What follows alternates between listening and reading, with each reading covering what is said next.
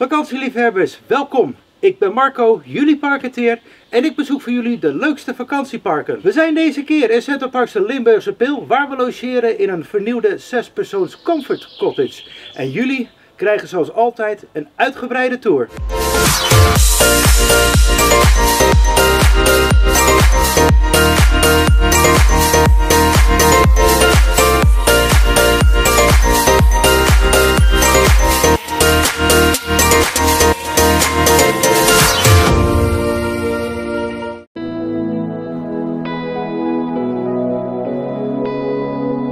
Het begint al gelijk buiten, want je ziet dat deze cottage volledig vrijstaand is en hij is voorzien van een buitenkachel die ook te gebruiken is als barbecue.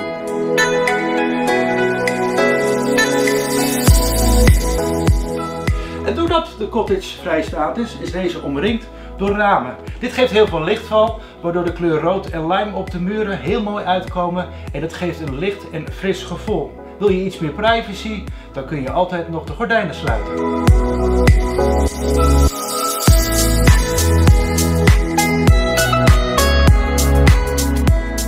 Ook in de keuken is alles te vinden wat je nodig hebt.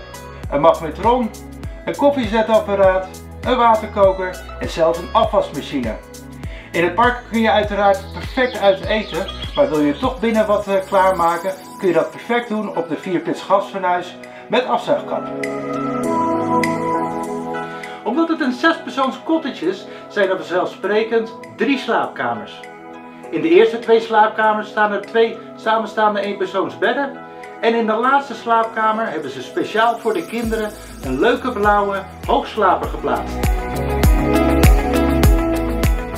Hou je van een lekker warm bad? Dan ben je bij de badkamer van deze comfort cottage zeker op de juiste plek.